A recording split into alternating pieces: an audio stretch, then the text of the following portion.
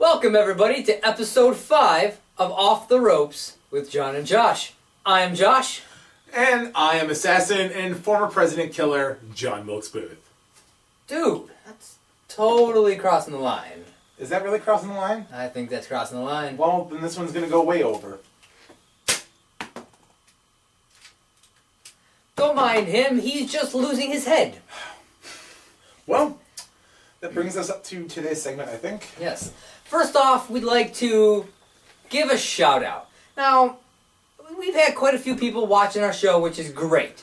But we have had one specific individual who's actually commenting on our videos. Comments on our videos and, gives us the feedback. And we'd like to give a shout out to Austino942. Thank you for watching, and you have won the grand prize. What's the grand prize? I don't know. I thought you handled the prize. You told me you had this handled! Your grand prize is a new episode! Woo! Here it is. Today's talk, what Austino942 asked for. He wanted to see factions and stables. Boom. Thank you, Austino942. But before we actually get to today's topics, we got a couple things that we'd actually like to bring up and talk about. First off, hey, Linda McMahon, how does it feel to lose? With the recent elections that just happened, we wanted to just briefly talk about Linda McMahon's most recent Senate run. Oh. Her second Senate run, to be specific, which ended in a loss. How is it that you can waste multi-millions on a freaking, run and fail so horribly all at the same time? I mean, between the two campaigns that the McMahons have done, they apparently, this is what I was reading, they spent $100 million between these two campaigns. I'm like, you could hire some new talent. Does this mean we're going to get our, non-PG back?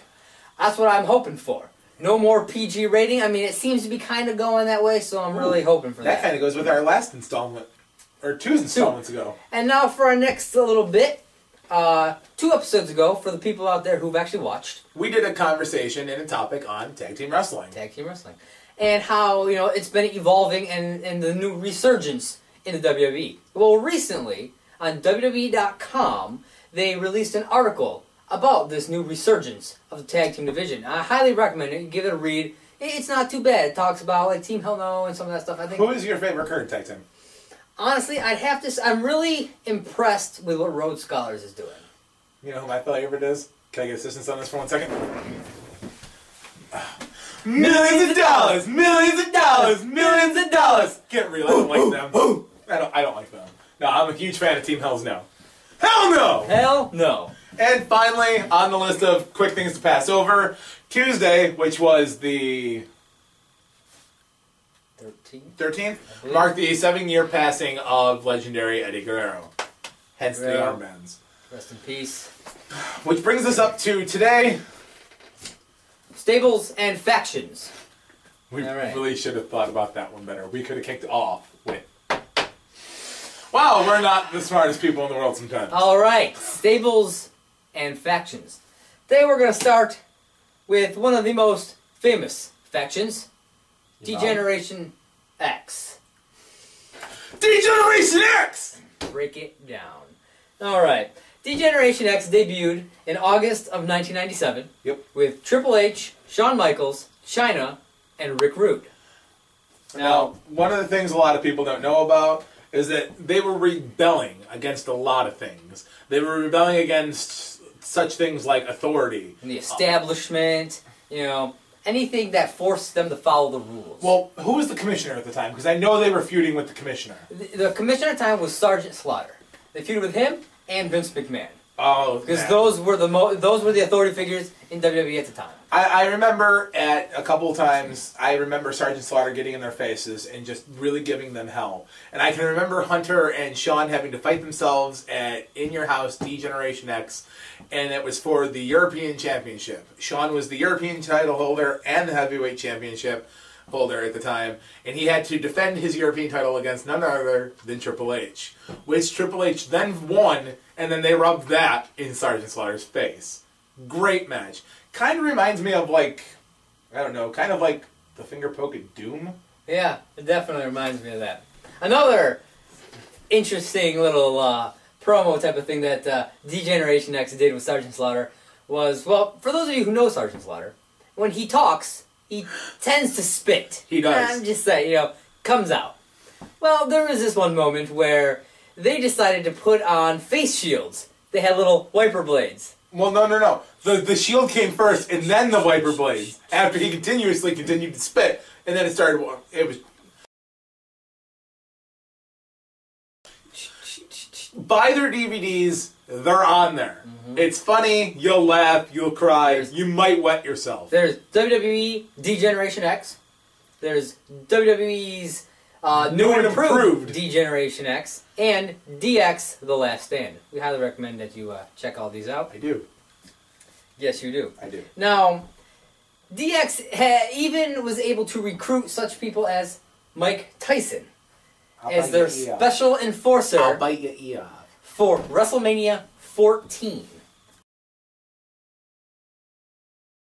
However, this didn't go so well for DX since Tyson turned on them and joined with Stone Cold Steve Austin. The Texas Rattlesnake. Costing HBK the match. Now, if I'm not mistaken, isn't there a story behind the reason why he turned? Yes, there is. Now, because Michaels lost this match at WrestleMania 14, Triple H decided that he wasn't good enough anymore and kicked him out of DX. Now, this storyline was actually used because Shawn had suffered a severe back injury and would be removed from the wrestling world for the next 4 years. He missed the Attitude Era! He was Attitude before Attitude was cool! Now, this brought forth the DX Army. Which, if I'm not mistaken, wasn't that when they added in X-Pac, Road Dogg, Jesse James, and Billy Gunn? Yes, it was. The New Age Outlaws. Billy Gunn and Road Dogg Jesse James. Aren't those guys from Voodoo Kid Mafia? No, man, that's totally different people. Are you sure? That's a completely different company. It's not like people from WWE would ever go work for another company like TNA. Are you sure? I don't know. Okay. Now, some notable feuds that the DX Army had was with the Corporation. That was one of their main feuds. This actually led to one of DX's most memorable and hilarious promos that I remember when DX parodied the Corporation. I do remember that. Oh. Miz, how do you get your pecs to go all the way around to your back? What brother wants to know is shut up!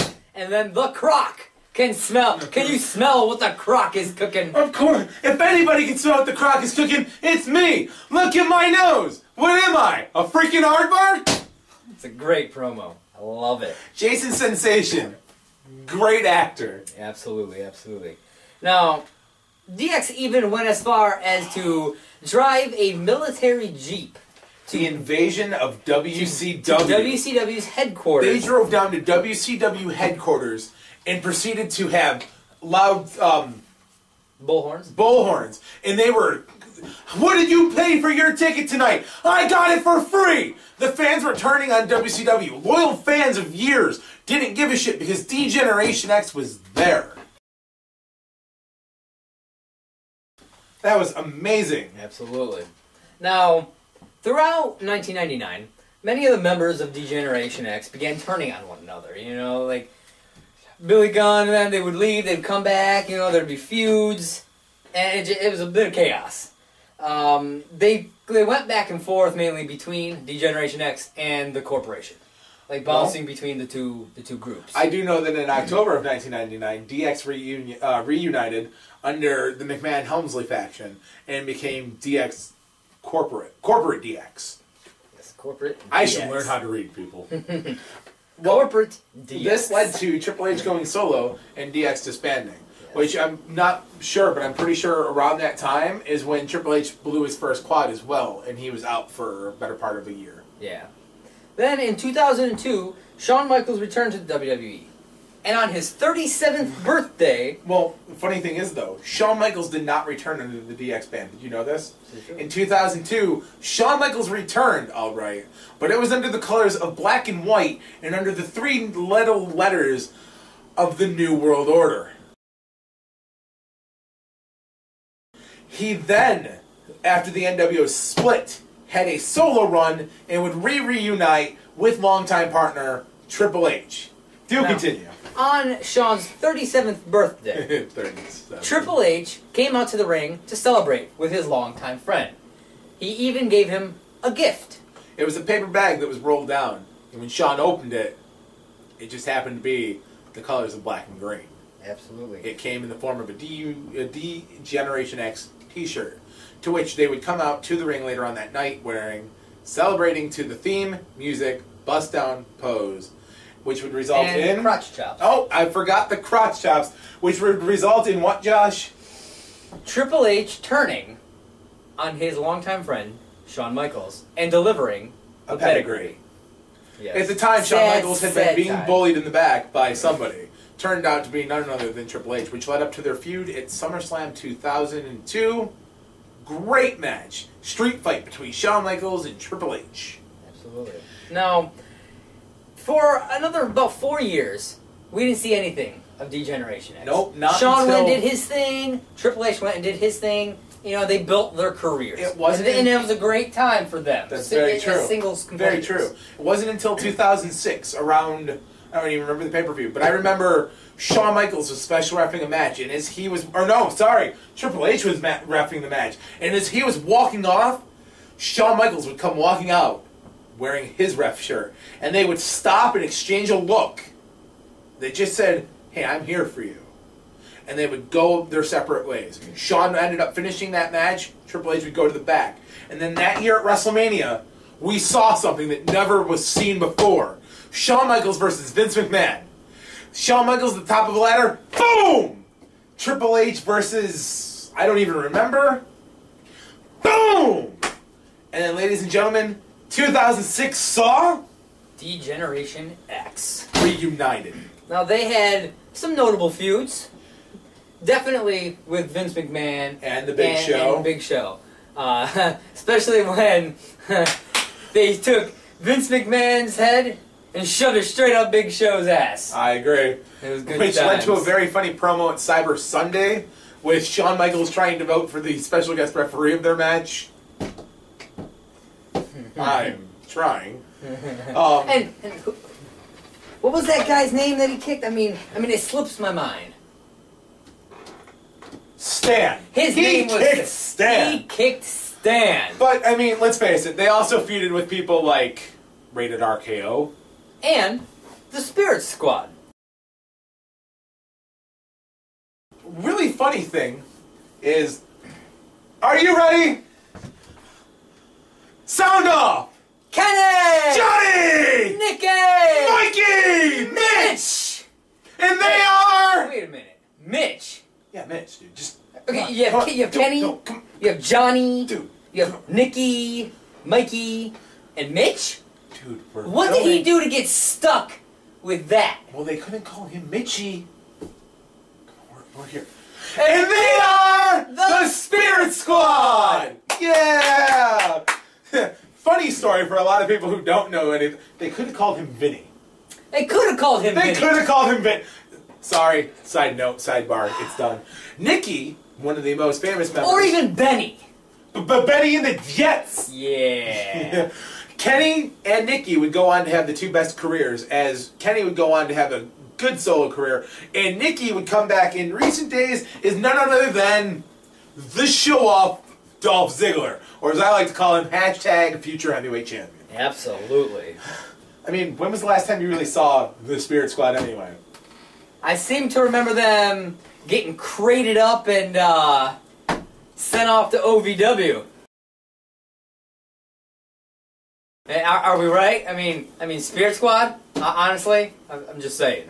Okay. Well, in 2006, with the feud with Vince McMahon and the Big Show and Shane, we saw a series of great promos from D-Generation X. One of them including a rooster, hashtag Vince Likes Cock. It was a great promo. As a matter of fact, we have a picture. Let's take 1 second to pause so that we can install this picture. Enjoy. It's great, wasn't it? I love it. Vince loves cock. I mean, Oh my god. Because they released T-shirts with this logo That's on it. very true. And I so badly wanted to get I one, had it but as my wallpaper on my laptop for the better part of a year. It was a great time. Now, if you thought that promo was funny, In 2008, you will enjoy these. In 2008, DX decided to start advertising for Christmas.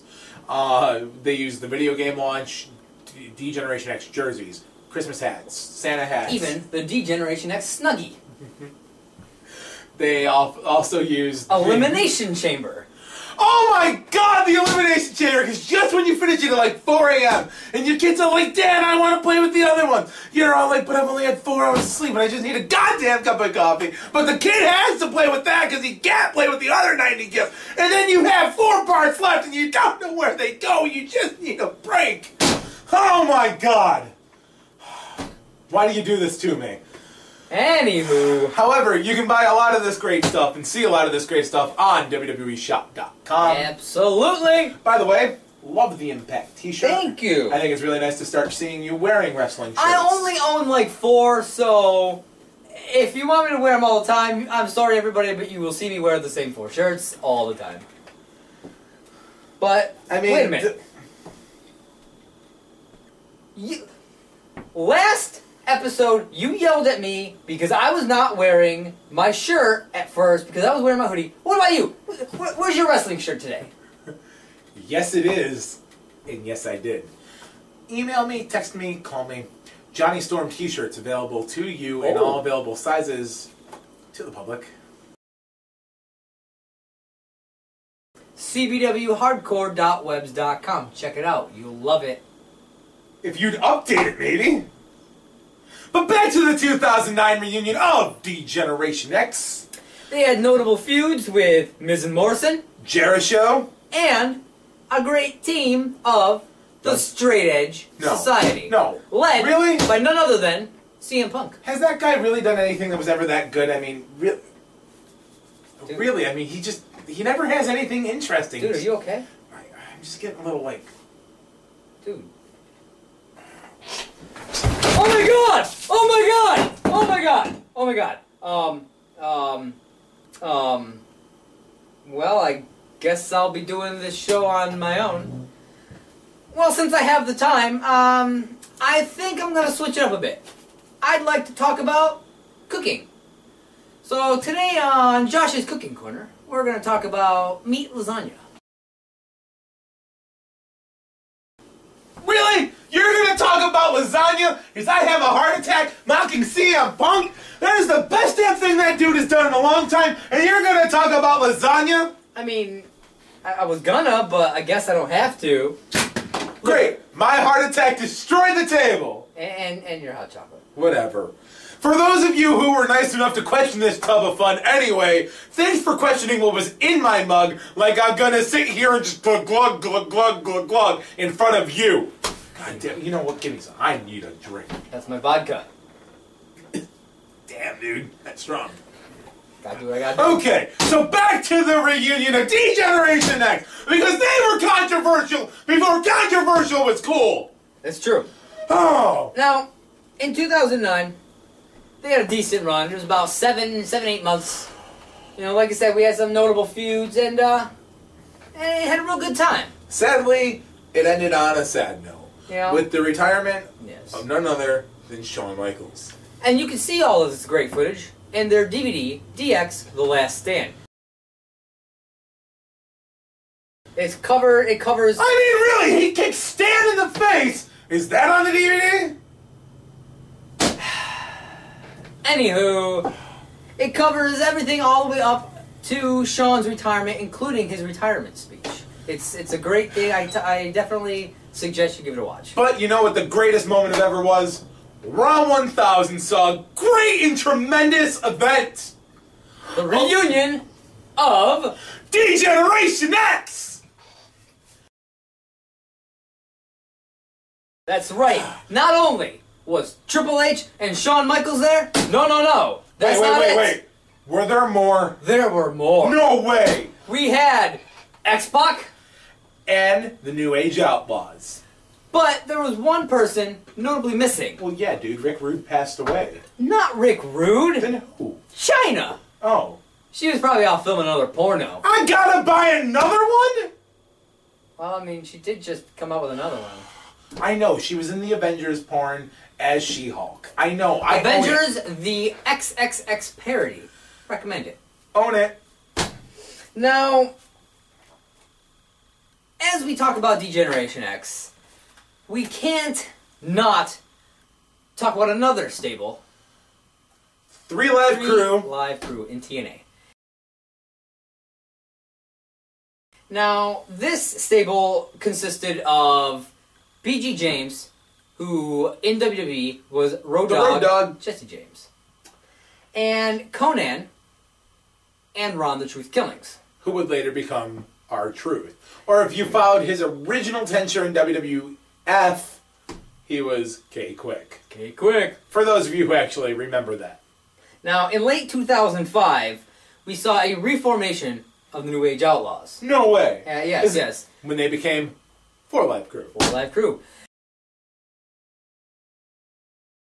Billy Gunn was going by the name of... Does that look familiar? I feel like this is something that we might...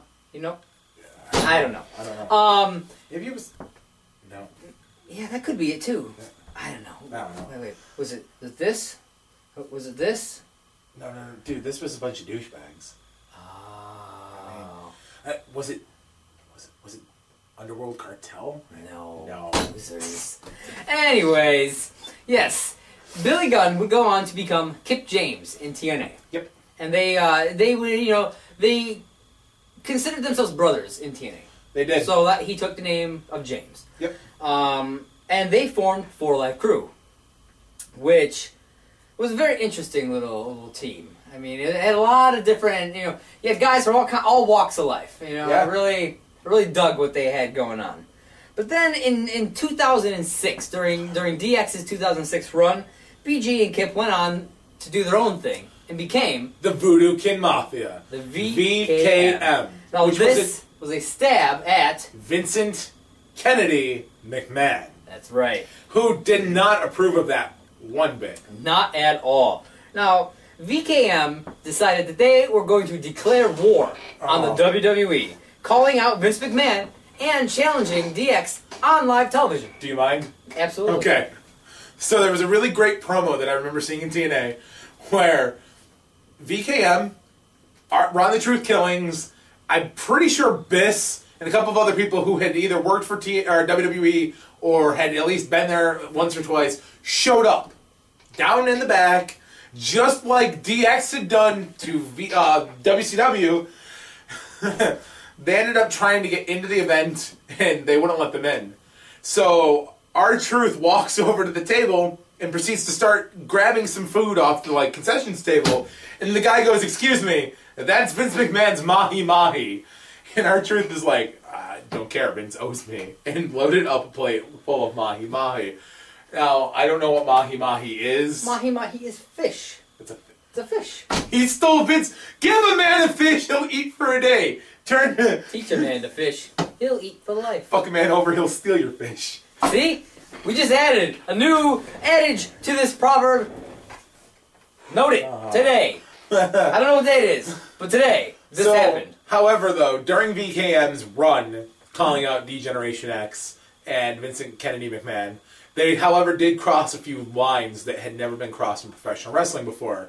They proceeded to smudge the line between kayfabe and reality by calling out Triple H and Shawn Michaels by their real names on national television, calling out Paul Levesque and Michael Hickenbottom. That's never been done before, ever, until recently when Ken Anderson called Hulk Hogan Terrence. Yes. I mean, he's the asshole. They even went as far as to claim that D-Generation X was a failure. And that the only reason that the second incarnation of DX was successful was because of the New Age Outlaws. Was because of them. That's crazy. The only reason. Yep. I mean, they even went as far as to issue $1 million challenge to Vince and DX. Yep. They were going to put up the money. All that WWE had to do was find a place to hold the event, a mutual ground, and Vince McMahon cowered like a little girl. and ran. He probably like sat in a corner and whined, I cried. mean, hell, they even showed up to house shows and stuff trying to call them out. You know, inciting the crowd to chant TNA and VKM. Yep. You know? However, it was later shot down as a storyline. Why, Josh? Well, first off, Sorry, we have to talk about... It's okay. No, hold on, no. Take your break and have your vodka. Have your drink. We have to talk about, in 2008, when VKM disbanded. This happened because Kip James turned on BG James, and later went on to team up with the Beautiful People. Yep. Now, Vince Russo would later go on record and state that the Voodoo Kin Mafia gimmick was cut short out of respect for Triple H, who at the time was injured. Yep. So that kind of sucks, too, because that was a great thing. It was, absolutely. Now, we were going to do this at the top of the show. We forgot because we kind of mixed this card in. That's true. A few stables that we're going to just kind of mention really quickly, but not really cover because we don't want to waste the time and make this a 2-hour segment this week because we feel bad for you guys having to sit through the hour, which we're probably going to hit again. Are such things like the Hart Foundation / Hart Dynasty. We could probably do an entire segment entirely on them. And if you'd like us to, let us know. It's a possibility. I mean, you guys watch the show. Let us know. Austino942, you let us know. Please do, my friend. How about the Main Event Mafia? Bunch of old guys who demanded respect from people yet didn't give them respect. How does that sound familiar? You know, I feel like if CM Punk 20 years from now, he could totally make this group. Probably. I mean, this group was so lame, except for Sting, that they even created their own title, the Legends title. I mean, for crying out loud, we already know you're fucking old. We don't care. Go back to your nursing homes with your hip replacements and your bocce ball. Nobody cares. The Radicals. God. So radical, not even going to talk about it. And the other one that I really was going to talk about, but I just thought it was going to take forever, the Nation of Domination. Hail Hitler. Dude! What? That is not right. Black Pride. God. Did I get it right that time? We're totally going to get shot. What for? I'm German. You're right. We're going to get shot. So the next group on the list that we... Speaking of international things... That's very true. We do like talking about our internationals. The next thing we're going to talk about are the many incarnations of Team Canada! Team Canada! Oh, Canada, you gave us Justin Bieber. Please take him back. Believe Selena Gomez. I don't think she's Canadian, but okay. Hey, I like her, though. She's hot. Alan Thicke, you rock. Just want to throw that out there. All right. So, the WCW incarnation of... Wait a minute.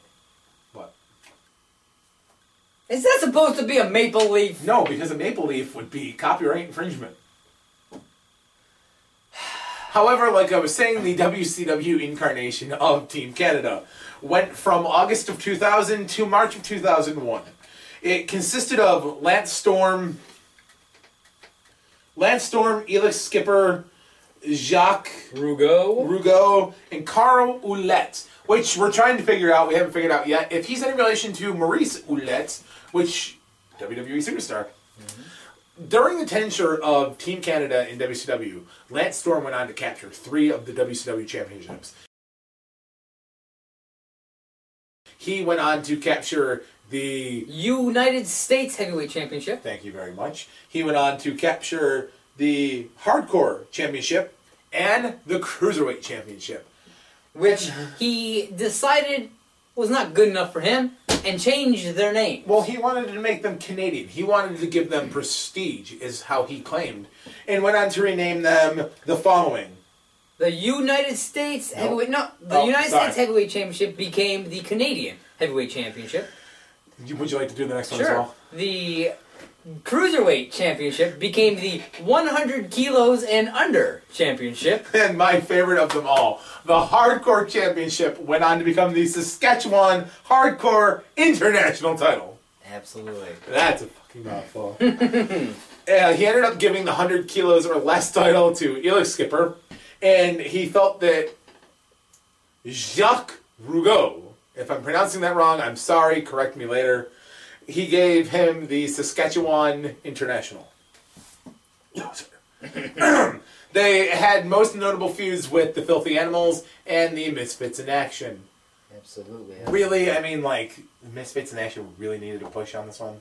They were a shitty stable of guys. But, I mean, we're talking about stables of faction. So why didn't we mention either the Filthy Animals or the Misfits in Action? We just did twice. Good for them. Alright. Oh, okay. And they even had... Yes, they even had Bret Hart join them for one night. I forgot to mention That's okay. That is... What was this? That's... Yeah, okay. Yeah, that is okay. The WWE incarnation saw the Un-Americans, which lasted from June of 2002 to September of 2002. A whopping 3 months. Whoa, whoa, whoa. And it consisted of, wow, really? Yeah. Lance Storm again, Christian, Test, and William Regal. Now, this incarnation claimed discrimination against Canadians, citing the Montreal Screwjob for first off. Yeah. Now, they weren't actually a pro-Canadian team like WCW's Team Canada. They were actually an anti-American team. Which is really funny that they would cite the Montreal Screwjob, because for those of you who don't know what it is, to cover it over really quickly without boring you, Bret Hart got screwed. Point blank. However, one of the funny things about it is that most Team Canadas would fly a Canadian flag. The Un-Americans went on to fly an upside-down American flag. Yes. I mean, it's an interesting... What's more anti-American than that, you know? So. That's very true. Most notable feuds that they had were with Rikishi, Rey Mysterio, Edge, and Hollywood Hogan, who were a tag team at the time, Undertaker, Booker T and Goldust, Kane and the Hurricane, and John Bradshaw Layfield, who was just Bradshaw at the time. He was still cool. Now, we'd like to finish up the Team Canada section with TNA's incarnation. Team Canada. Now, this spanned from early 2004 until July of 2006. A lot of people don't know this. This is an interesting fact. Team Canada was not originally led by Scott D'Amore. I love Scott D'Amore. As a frontman for Team Canada, he did what he had to do. You hated him. But the original leader of Team Canada was none other than Teddy Hart. The unstable Teddy Hart. The unstable element. I mean, this guy, I really wish we could see more of him. I agree. You know, if he could keep his temper and his antics, you know, in check. Let's put it straight out there. If you could get your drug handling under use, you could be like actual talent. Hey, if Jeff Hardy can do it, so can you. I'm just saying. Okay, so members of... Really? Yeah. Why do you gotta go hating on Jeff Hardy? The original members of Team Canada. Jack Evans, Johnny Devine, Petey Williams. And obviously Teddy Hart. Oh, yeah, sorry, Teddy Hart. In 2005... And later they began to be managed by Scott D'Amore. Yes, he would later on take over. I don't know why Teddy Hart would leave, but whatevs. In 2005, they found themselves aligning themselves with Planet Jarrett, trying to coax Christian into joining. Which, how did he answer with that one? An unprettier. To Scott D'Amore. Mm-hmm. Which, poor Scott D'Amore. I don't know. That guy took quite a beating, I gotta say. For a manager, he just kept getting... He deserved it. He deserved it. He made you hate him. That is true. But you know, that was his job. Notable feuds that Team Canada of TNA had was with the 3 Live Crew, the 4 Live Crew, and Team 3D. Team 3D? Yeah. Aren't those Dudley boys? Dude, that's copyright infringement, and WWE will sue. Please don't sue. I mean, next, a panda bear with steel chair is going to come in and hit us. Please don't sue. They aligned themselves with America's Most Wanted. Now, here's what I don't get, okay? You're Team Canada. Why do you align yourself with someone called America's Most Wanted? Well, I mean, if you think about it, America's Most Wanted. That means that it's a group that America is hunting for. But why? Why not? Fair enough. Why not? In 2006, Team Canada joined the X Cup battle. It was the team of Petey Williams, Eric Young, Johnny Devine, and Tyson Ducks. What did he duck? He ducked any career in TNA, if you know. Oh! Like that one, which they failed miserably. They did. And in 2008, Team Canada wasn't allowed to join in the X Cup because they had been disbanded and pretty much told that they weren't just allowed to join, which pissed off Petey Williams in character and joined Team International, which he was so close to winning. So close. And in 2009, we saw a reunion of Petey Williams and Eric Young for one night and one night only when they used the Team Canada music and their old Team Canada gear. Yes. Now, various TNA members included the following: Scott D'Amore, Teddy Hart, Johnny Devine, Jack Evans, Bobby Roode, Petey Williams, A1. Tyson Ducks. Wait, there was somebody named A1. Yeah, he probably liked sauce. Eric Young. And Ruffy Silverstein. No idea who he is. He's a Jew! If you guys know who he is, let me know. Yeah, because there was nothing on him on Wikipedia. That is the stupidest name I've ever seen. I'm just saying, putting that out there. If you know who he is, please let me know. Which is really funny, because, you know, my favorite incarnation of Team Canada consisted of 4 members. Why does everything good always come down to 4? That's true. I mean, 4 is a great number. I'm telling you, this feels familiar. And that brings me to the 4 Horsemen. One of the greatest stables to pave the way for any other... You know what? Just have this one. Well, have this one. The 4 Horsemen debuted in 1986 and lasted all the way out to 1999. That is unbelievable. They ran longer than most people can even count. Right? Now, the original team consisted of Ric Flair, Olin Arn Anderson, Tully Blanchard, and J.J. Dillon, who would literally, later on, go to be the commissioner of WCW. Come on. Now, some other members have come and gone throughout the years of the 4 Horsemen. Some of these people include Lex Luger, Barry Windham, Sting, Sid Vicious, Paul Roma, Brian Pillman, Chris Benoit, Bobby Heenan? Bobby Heenan, absolutely. I thought I read that wrong there for a second. Steve Mongo McMichael, And Jeff Jarrett. I mean, we even saw people like Kurt Hennig. The man of 1,000 holds, Dean Malenko. You know? And WWE even went on to release a DVD about this illustrious group. Ric Flair, the 4 Horsemen. Which, if I'm not mistaken, you own. I do. Have you watched it? I have. It's a great DVD, and I definitely think that we will bring that onto a segment of On the Shelf in one of the upcoming episodes. I think it would be a great one to talk about. Possibly. So, some of the notable feuds that the 4 Horsemen had were with some, like, tag teams that, like, not a lot of people have heard of, but obviously, you know, spanning the generations that they did, it's understandable. Yeah, a lot of these young kids probably wouldn't recognize these groups, Well, but... go ahead, take the first one, because I totally want to hit that second one. The Rock and Roll Express. Oh, what a rush! The Road Warriors. Dusty Rhodes. Really? Yeah. The Fabulous Freebirds. Dudes with Attitude. Hollywood Blondes, which was Steve Austin and Brian Pillman, which was a friendship of the ages. And in my opinion, the most notable feud, the NWO. Nice. Yes, absolutely.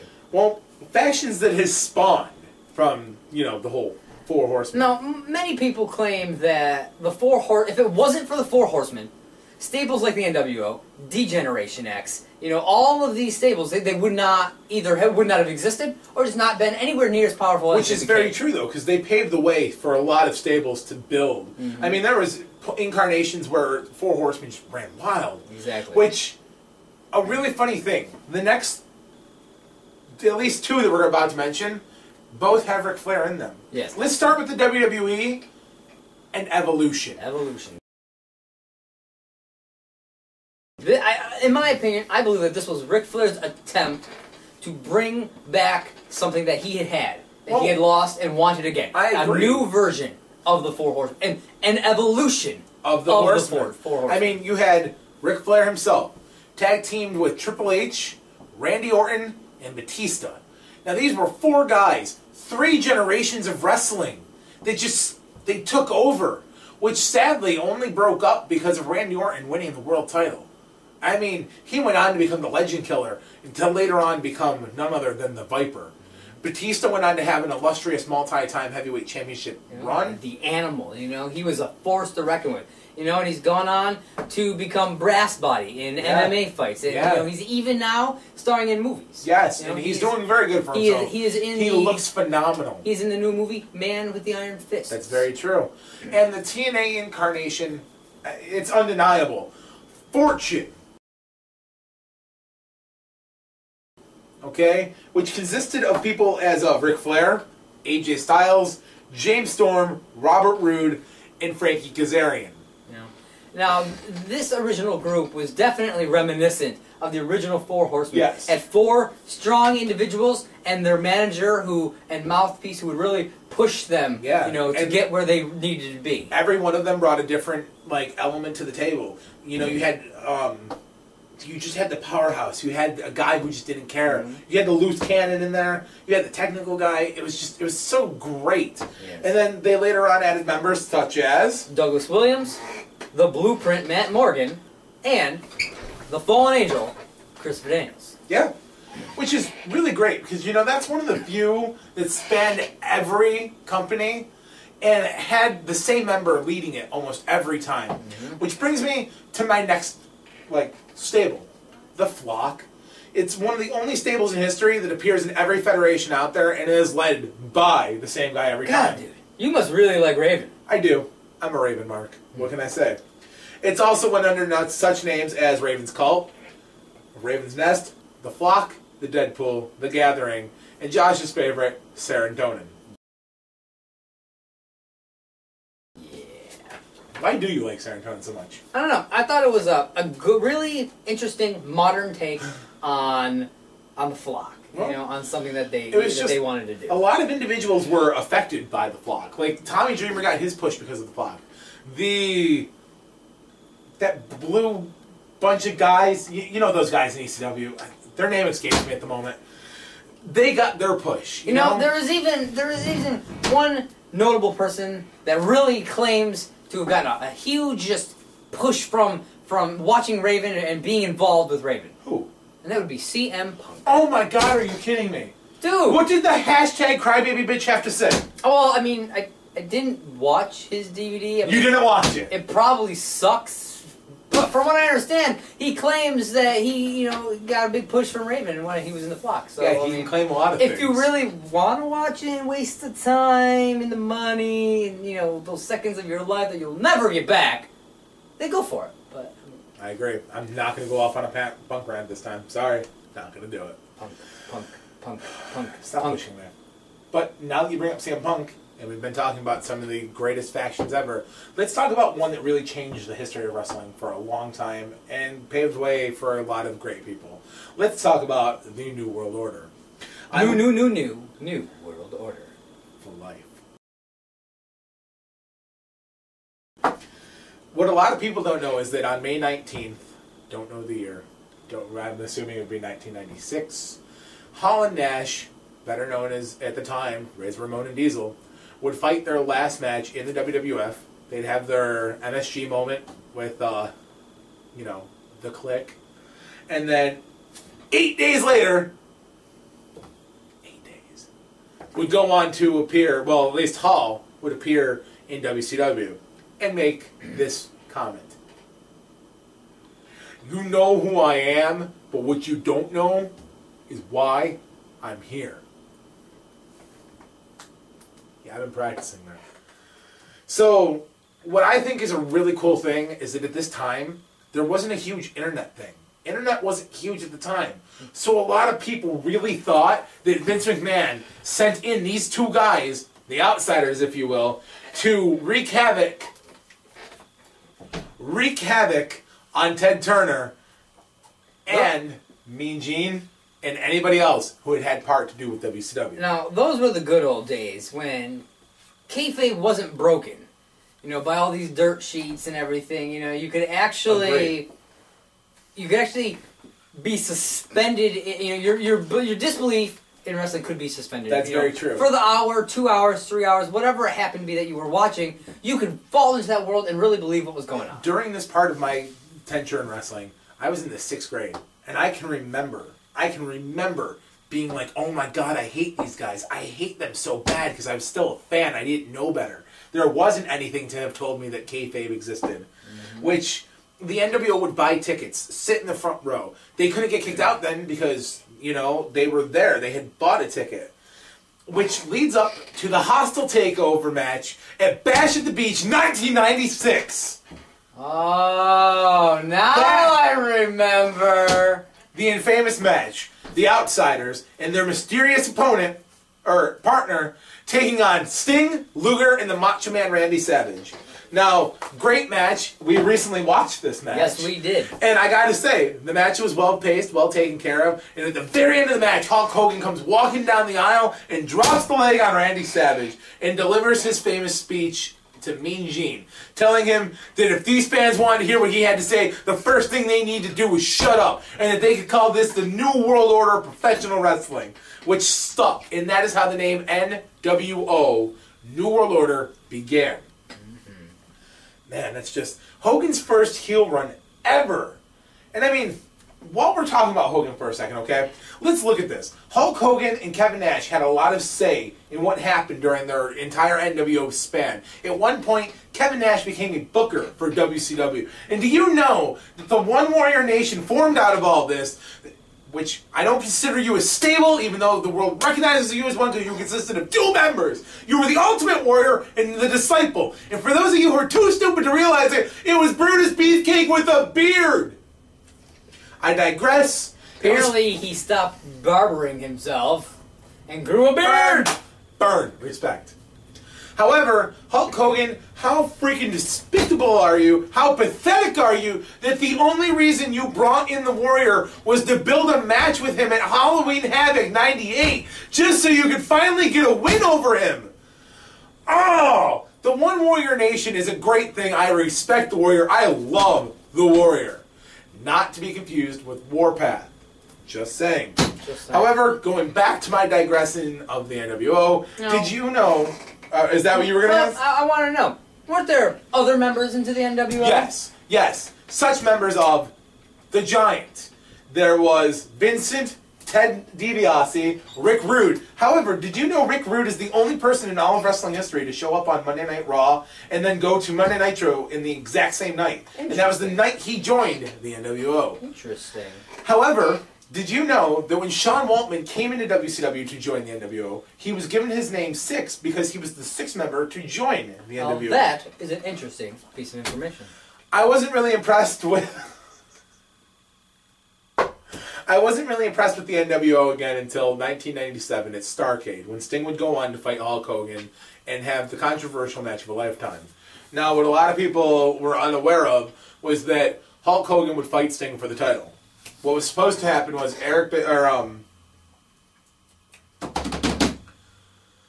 Nick Patrick was supposed to give an illegitimate 3 count right at the end. 3. Fast counting. Bret Hart was supposed to throw Hogan back into the ring. Match was supposed to end. Nick Patrick forgot to do the fast 3 count, and therefore they ended up having this huge feud where they would bring in celebrities and stuff, and then 2 weeks later Sting was stripped of the heavyweight title. The NWO bored me for the most part after that. And we saw other incarnations, therefore, of the NWO. I mean, you saw some really good ones. You saw NWO Hollywood, which was after the Wolfpack had formed. You saw NWO 2000, which was Jeff Jarrett, Bret Hart, and a few other guys that I weren't mentioning. Excuse me. You had the NWO B team, which was led by Stevie Richards. Or, not Stevie Richards, sorry. Stevie Ray. Booker T's brother. And TNA had, Josh? The Band! That's right.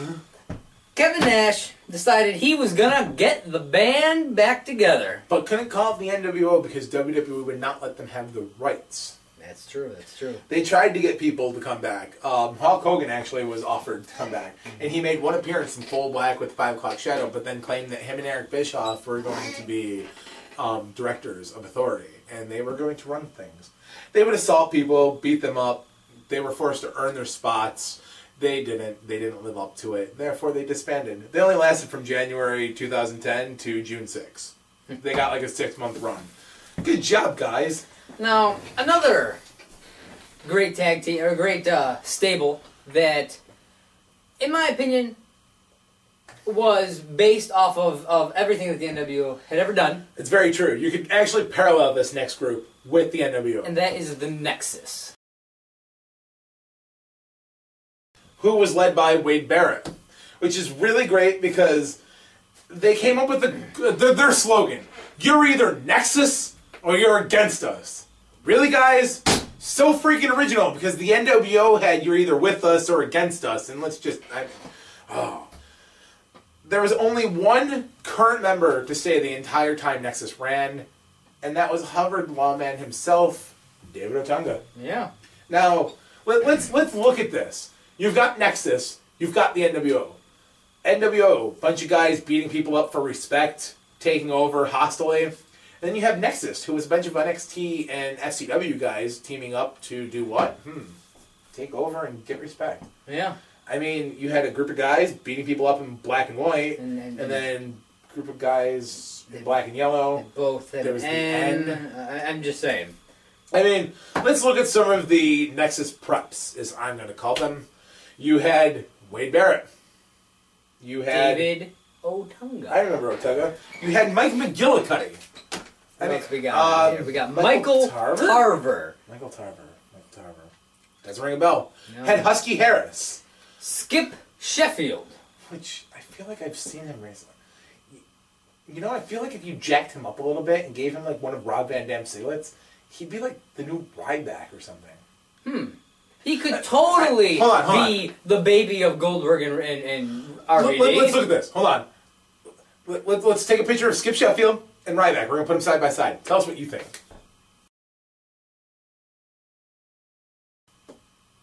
I mean, honestly, that's not the same guy. That's gotta be the same guy. No, it's not. Dude, you just saw the pictures. That is not the same guy. Darren Young, who went on to be part of Primetime Players. Heath Slater, Justin Gabriel. And even John Cena, who went on to win the WWE Tag Team titles with David Otunga. You also had Daniel Bryan, who later on became part of Team Hell No, the goat face. And Mason Ryan, who recently you saw in the biggest lumberjack match ever, who grew his hair out a little bit. Now, when Daniel Bryan was part of the Nexus, he was part of the original Nexus. You know, he was there first and foremost, and because of a certain incident with him choking a cameraman with a cord, WWE didn't like that. But if you can't choke a cameraman with a cord, what can you do? Exactly. They decided to fire him, which led to this whole thing of Nexus kicking him out, and John Cena going on to rally for his return, and this whole thing, and that led us to Team Hell No. I'm just saying, it got there. It was a long process, but it got there. Now, something happened somewhere in there. I wasn't watching wrestling at the time. That the formation of the core happened. Now, Josh said he knows the story of why the core happened. He wouldn't share it with me until right now. Now, why did the core form? Something about a takeover and... The core happened because CM Punk was brought in into the Nexus. He was not brought into the Nexus. He was brought into the Nexus, and Wade Barrett was kicked out. CM Punk led the Nexus? Yeah. What's next? John Cena's going to reform the NWO?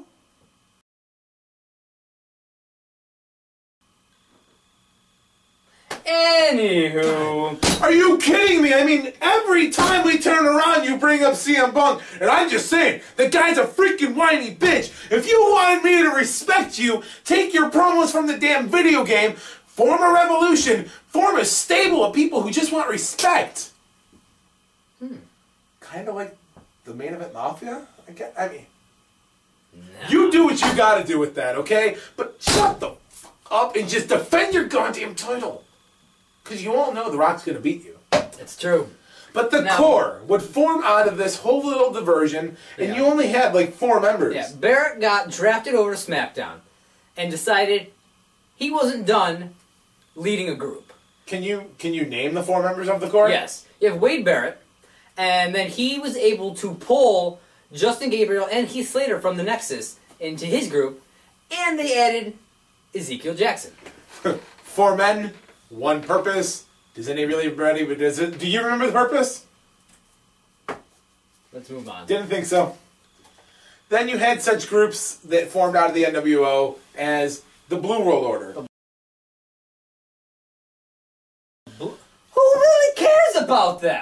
Well, Honestly, you made a card about the BWO. Yeah, I mean, I know that they were a joke for the most part, but they got their notoriety in the ECW. They even had an appearance on WWE, in WCW, and a little bit in TNA. I mean, they even do some indie stuff, but that doesn't mean I'm going to ask for their So autograph. I won't mention them then. How about the LW? BW who? Exactly. How about the Latino World Order, or the LWO? Now that's something I respect. Now, if I was smart, I would have put this at the beginning with our throw out to Eddie. Now, something that a lot of people didn't know about that I was teaching him before the show is that the LWO was led by Eddie Guerrero, but this part was not originally intended for him. It was intended for none other than Conan, who didn't want to do it, so therefore he went to the Wolfpack, and Eddie Guerrero got the LWO. Now, Eddie Guerrero used the LWO to actually, like, legitimately use a complaint against the company to air out his differences. He was unhappy with how he was being treated in WCW and wanted out of his contract completely. So Eric Bischoff gave him the LWO and was like, go, do your thing. And, I mean, he would appear days later wearing an LWO shirt, and much of the Lucha Libre wrestlers followed him. However, the storyline was cut extremely short when Eddie got into his car accident. Then the NWO went on to beat down most of the LWO members, ripping off their shirts, beating them down in various places. It sucked. It really sucked. Like, LWO got cut short. It could have been long-lived, I feel. It definitely I could. feel. Now, in recent I think before we mention that, we should do days, this one.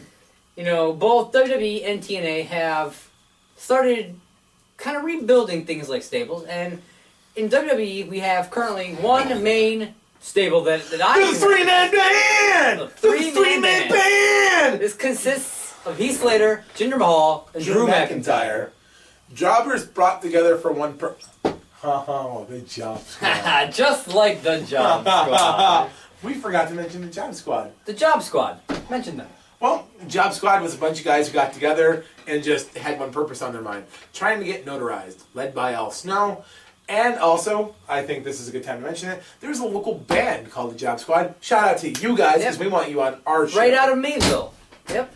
We're trying to get a theme from them as well. We want to have an appearance by them on the show. Guys, please let us know. Call our booking agent. This guy. Now, to end our talk on stables and factions, we want to talk about Aces and Eights. Aces and Eights. TNA's recent, I'm not sure what you want to call it. It's a development, you know. It's definitely a stable, though. You got a bunch of guys. It's an ongoing thing, and we're not even sure who's all in it. There's only two members so far that have been revealed. Actually confirmed. You have Devon leading a group, and then Doc joined, who is Drew Haskinson. And for those of you who don't remember him, he was Luke Gallows of the Straight Edge Society. I know I mentioned a CM Punk reference. I know. And for those of you who know him before that, he was Festus. Yes. Now, this name Doc stands for Director of Chaos. I like it a lot. And the rest of these members, which there's like 8 or 9 of these guys, they all wear like ski masks and like they cover their face. Briscoe's son is rumored to be one of the guys. He's the one with the longer hair that doesn't wear anything over his head. He's just got like a mask covering him. Yeah. There's rumors to be that a lot of these guys are developmental and they're great, which actually concludes our topics. Now, one team that we didn't, we really didn't talk about because they were mainly a tag team, but with the addition of Lita, they did become a stable, and that was Team Extreme. Matt Hardy, Jeff Hardy, and Lita. Which actually brings us into today's 3-question installment with none other than V1 himself, Matt Hardy. Hi, this is John, and I'm here at ESW's Wrestle Bash with Matt Hardy. Matt, we're doing the 3-question segment. How did you come up with the V1 gimmick? The V1 gimmick originally was going to be, it was an idea I came up with for myself, Jeff, Edge, and Christian as a group version 1. V1 to take on DX after the ladder match. That didn't happen, so I kept it in my back pocket, and then later, once I split from Jeff, I kind of was looking for my own persona to swing. Excellent. Out of your illustrious career, what is your favorite match ever? It's hard, really, to put the finger on one. I mean, the TLCs, and the ladders, and cage match with Edge, and the tag tie. I mean, there's so many. I really can't point to one. I'll have probably 10, 15. And my third question, WrestleMania 23, you instructed Jeff Jones out the ladder. What went through your head as Jeff was coming down? I'm glad that's not me.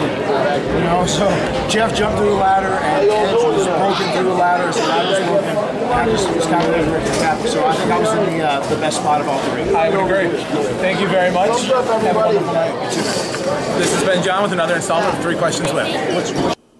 What a great segment. That was definitely a great interview, and it was held at ESW's Wrestle Bash. Great event. He wrestled Pepper Parks that night. It was a great match. Great match. Awesome. Pepper, you rock, dude. You rock. You know? And Johnny freaking Puma, I know you're not watching my show yet, but please don't punch me in the face. Yeah, don't punch him in the face.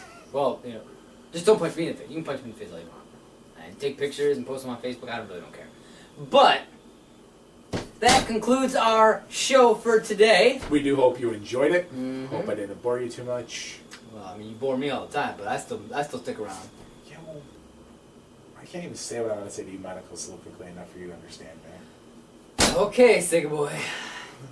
Well, that about wraps things up. Why are you gonna call me Sega Boy? Just because I recently bought a Sega and have been playing it nonstop does not affect my libido.